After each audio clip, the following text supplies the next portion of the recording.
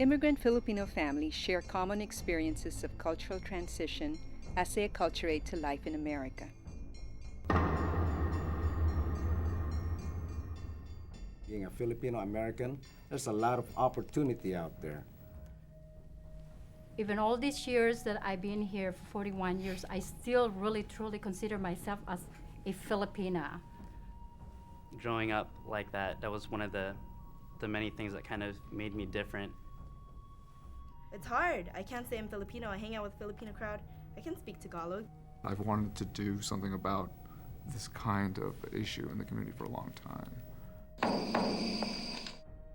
We make silent sacrifices for the love of family.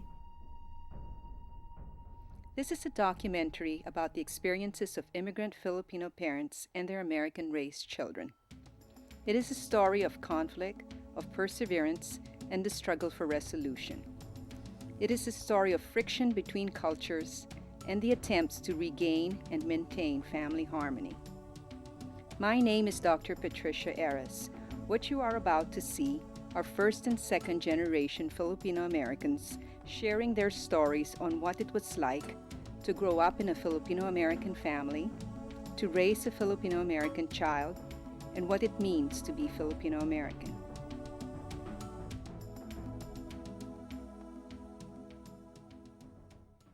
What does it mean to be a Filipino American? That's a hard question to answer because for the most part, my parents have tried to raise me to be American, to get me the best start in life in the Americas.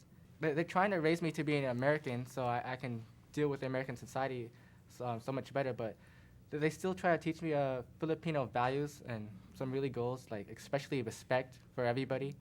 They're always trying to teach me respect, and they're always trying to teach me to be considerate towards everybody else. I'm really proud being Filipina. You know, I've done a lot of things among the community, but I know some of my friends do get upset, why can't you just say you're Filipino American? But that's not a lot of times I don't feel. Yeah. It's just the way I was raised, you know. What does it mean to be Filipino American? And that's a really, really tough question. I don't know if I could answer it. I hear people saying it's really fortunate and lucky to be here. But for me, my experience has been, I think, more of a struggle to be Filipina American. Growing up Filipina in an American society, I could see it that way, and I can also see it as being American and growing up in a Filipino family. I don't mind them calling me a Filipino. I don't mind them calling me an American also, American citizen. But like I said, I am a U.S. Citizen, but my way of life will always be Filipino. It will always be a Filipino. My values will be mostly Filipinos. However, I will not insist that to my kids who grew up here in U.S. Whatever works for you or for the kids.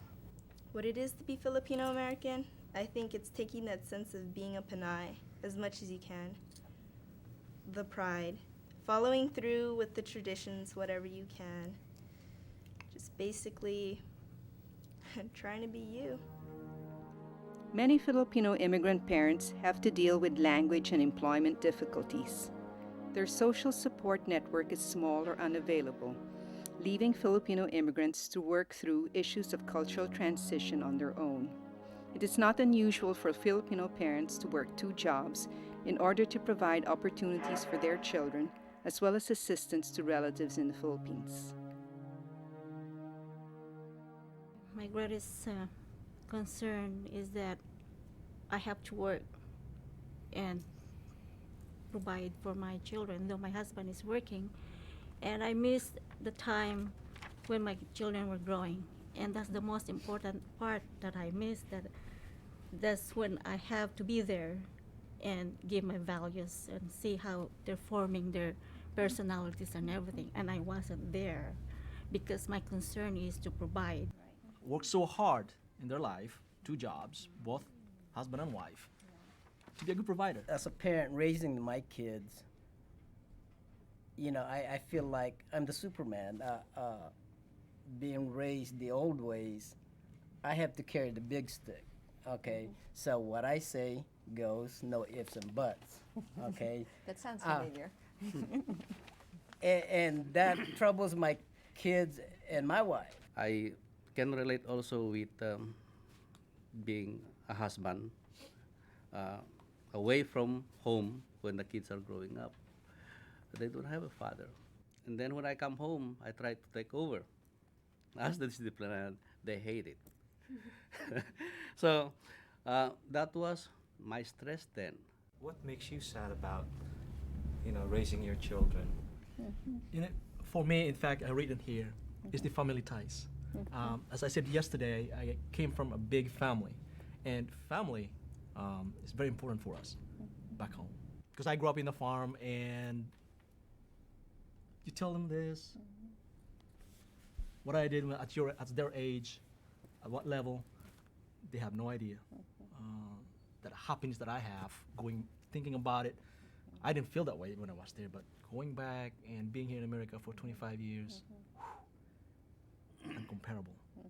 I could not even think about it and tell that to everybody. It's just different. Yeah, we don't have all these material things that we have here now that we are all enjoying, but somehow, hey, we're happy. We're happy kids. Simple living. Oh. I have not teach them how to speak the language. And they keep asking me that, Mom, why did you not teach us how to speak Tagalog or Pangasinan? What we're doing is pushing our kids to do well in school, to get all this education, is to compete, to be able to them to compete in the world. Because again, looking at our colors, we know it's gonna be racism there all the time, but we know that in order to compete, you have that education in you that you can carry around. And I think it's a fear for Filipino parents. And you're putting stress on yourself and to the children. But I think that's only the best we know how. As, again, back to our generation, you've always been told that education is the best you can get, and it's always free. When it's free, it's always there for you. People labeled me. FOB was one of the labels that they gave me fresh off the boat. I spoke with an accent that was different from the accent that was acceptable. And people made fun of me, and that was very hurtful. I work with the Department of Correction, and I see kids, Asian kids, Filipino kids that are in prison, and that's my concern. That's my worst nightmare. I don't like this. I don't like my son to be there. Sometimes I cannot sleep at night because I have a teenager who goes with his friends at night. Is he doing good with his friends? Is he with a gang? Are they doing drugs? In spite of the fact that we provide everything, but the reason why we're not there for them because we're trying to get things together. And that only hurt my feeling when I learned it, but I didn't do something. What I did is to get mad at her and point on her what did she do that make us feel like we're a bad parent. That's my first reaction is that, am I a bad parent? The most sad thing about it is as I'm raising the kid, or we're raising kids, my wife and my kids, they say they never hear me say, I love you. Okay? That's, I think it's a macho thing for me. And I think I should say that more often. You know, we are a great provider. I try to be a good father, but I would never say I love you. I don't know if it's the way I was raised up.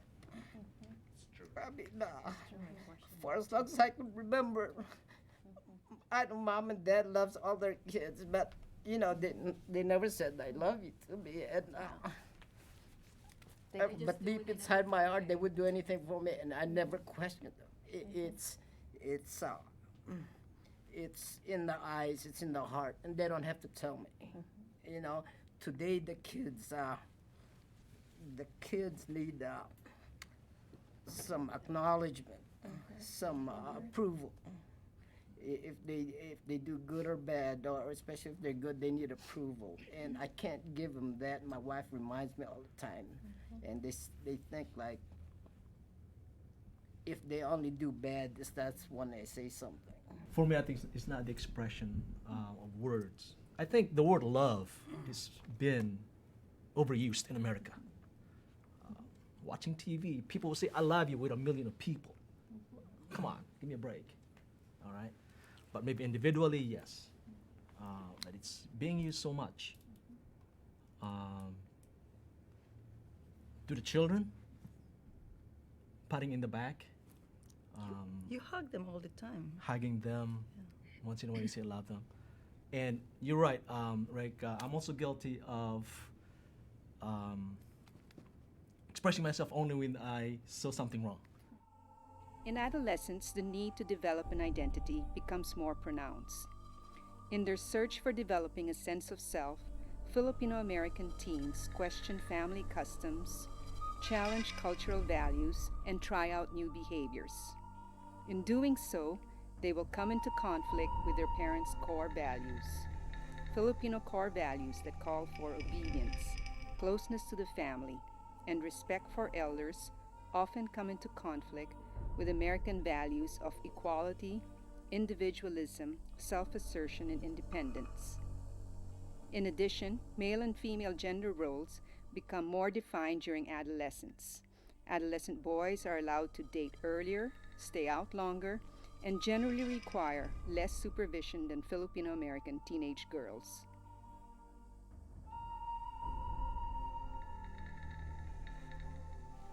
Listening to the parents last night in the circle say, I feel lucky, I feel privileged that I have the opportunity to be here, and I mean, that's what I hear from my parents, and we paved the way for you, and they have. But there was a price that they had to pay to be here, and there's a price that we have to pay to go through growing up Filipino here. Our parents, they had these traditions that they had to go through, and they expect us to go through it, but then they don't teach us about it. Like some of the traditions, Filipino time especially, I was really confused about that. I mean, here in America, you're constantly looking at your watch, gotta be there on time. But then, whenever I'd be on time for a party, I'd be the only one there, and I don't really understand what's going on and stuff. It's hard. I can't say I'm Filipino. I hang out with a Filipino crowd. I can speak Tagalog. I look at them like, and then they're just like, well, you're not Filipino, you're American. I hang with Americans. Well, you're not American, you're Filipino. I'm like, I'm not Filipino or American. They're like, you're Canadian. I go to Canada. I don't know French. I've never been in Canada. I don't know what snow is like anymore. You're not Canadian. Well, then what am I? When I came here, I was more like, I have to learn English fluently because in order for me to be accepted, because these people speak English, it's just like they were born here. But now I'm seeing it's just like, you guys are more like, hey, you're fortunate that you know this, that you can speak to these people. There are two cultures out there, so we can't always give them what they want because they're trying to teach us something, and society is always trying to teach us something else. I find a contradiction in, I put it down myself, what am I most proud of about the Filipino culture, and it was community and that familial feeling, but at the same time there's a contradiction because we can all make ourselves appear to be, a tight community, but look at all the problems that are underneath the surface. It's kind of hypocrisy. We're so proud that, we're all tight and, everybody's your aunt and uncle and, they'll help you. But when it comes to feeling and hurting and suffering, I found that people are quick to turn their heads. They don't want to go deeper into the root of the problem. Whatever's a quick fix that'll make it look better. Just being a part of the educational system and being within the institution of school is, to me, very, very American because our values are so different. And I think that's where the sources of conflict come, of being Filipino and trying to keep my values of my commitment to my family. But at the same time, trying to survive in school. I don't think a lot of parents know that to go through the educational system in the U.S. is a battlefield every day. And at least that's how I see it. I mean, our parents push us to succeed in school, to do well, work hard, and I'm sick of this work hard ethic. I worked my ass off, and I feel like I'm losing who I am. My parents, the way they raised me as a girl, what they probably thought to be a privilege was more of an obstacle for me. My parents tried very, very hard to shelter me. And like he was saying, you know, your parents have an expectation of how you should act as a girl. And growing up, it was really hard because it makes you want to be really rebellious. And I always felt like I wasn't allowed to have an opinion. And anytime I had, you know, a difference in opinion, if I tried to express it, my mom would immediately just compare me to the way she was when she was my age. And like my sister, she still needs a chaperone, and she's 21. Because my parents, they think America is like very dangerous. You know, they're constantly worried about drugs and like especially gangs. So even though she's still 21, she still got to have a chaperone, which is like normally me. But then I'm the guy in the family. Well, me and my 3 brothers. So I don't really have to have. I'm 17. So I don't really have to have a chaperone when I want to go out, which my sister really doesn't like that. But then like there's a lot of obstacles too, because like my parents are sort of traditional, and they want me to be like the traditional man. They want me to be like tough and stuff. So my parents are constantly trying to get me to do like traditional masculine work, like fixing the fence and the toilets and stuff, and I don't like that. Probably as much as my sister doesn't like having a chaperone. Lots of obstacles. I think it was tough. Like you, I was the middle child, and I was the oldest daughter. I had a younger sister, so I was expected to help out in the house a lot with a lot of the cleaning and taking care of everybody else and doing all that. And it's funny you guys talk about chaperones and everything, and I always knew that it wasn't fair that my brother could go out with his friends and come home late, and parents didn't have to worry about that. But I was in the house a lot. I hardly went out in junior high and high school. And if I did, I was always afraid to ask my parents if I could. I remember just even going to dances. You know, I was just like so afraid to ask because I think that they would say no. Or I think I was afraid to ask because I knew they would worry about me. Who was I with? What was I going to be doing? I wasn't allowed to date. They really discouraged that until I was 18, they said, but and not to have a boyfriend, but I did, and kept it a secret and until they found out. So I really saw a lot of obstacles, and I didn't see any privileges about being a Filipino American girl in the family. My dad really wanted me to be an American male in a real classic sense, in that he always wanted me to have excel in a lot of different things, in academics and in sports, and he always wanted me to be really capable, and as you know, like many growing teens, I wasn't always all of those things. You can't tell your parents. They don't want to hear it. And whatever you're feeling, if it's a bad feeling, you shouldn't be feeling that way because you're lucky to be here. Right. Because you have opportunities. And because, hey, you were able to go to school, to college for free. It shouldn't be hard for you. It's easy. What are you feeling? You're feeling like you want to kill yourself? Self-pity? What gives you the right to feel that way? But just to keep the communication over, I don't even talk to my parents about my struggles in school.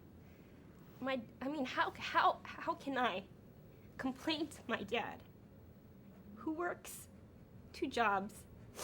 He had open heart surgery. How can I complain to him when he shouldn't be working anymore? I mean, he only gets 5 hours of sleep a night. How am I supposed to come home and tell him about my worries about school? And I'm ready to quit. I want to quit school so bad. And that's what I mean. It's this constant struggle, being in school and trying to balance family at the same time. And there's times I wasn't able to be there for my family. And then dealing with that guilt. And what I'm most sad and frustrated about is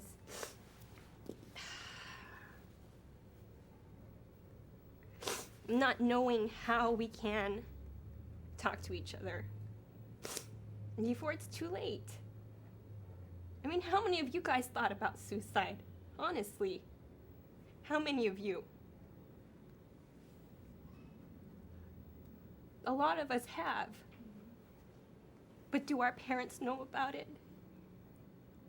We've all been there some way. I, for one, I was a cutter. I cut myself. Suicide, it's been there. Done that. Friends attempted. This culture and other cultures. And it is hard to explain and to express and just to tell them why, you know. Even for the counselors. And it is hard. It is difficult. It's an ongoing struggle with friends, family, school, fulfilling your career, relationships. It's all mind-blowing, devastating. You go through the ups and downs, and it's just everything. Language and cultural barriers intensify the generation gap between first and second generation Filipino Americans. In order to bridge the gap, we have to communicate with each other often, stay engaged when we encounter conflict, and work through our differences.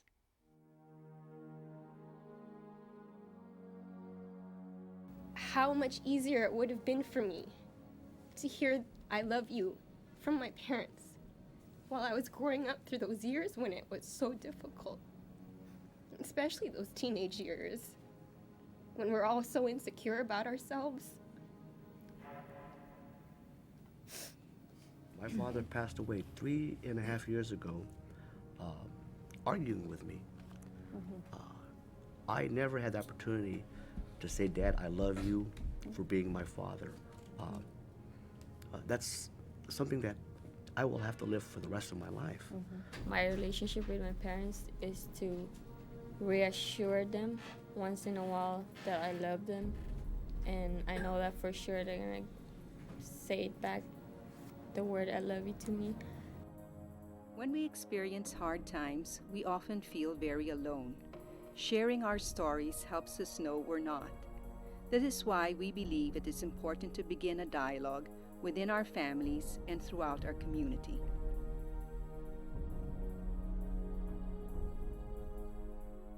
For me, I want to try to offer my mom and dad an open mind and the same kind of understanding that I expect from them. And also, I think it's really important for me to give them the credit for the risks that they actually have taken in raising me. Probably from now on, I'll be more open to them, and click my screw a little bit in my ears and open up a little bit and stay there, and it doesn't go out that way quickly. I remind you. now that I'm older, I think it's time to start trusting my parents a little bit more with my life and letting them know what I'm doing with it, and helping them, taking the time to explain to them and to make them understand where I come from. There's no way we can return our debt.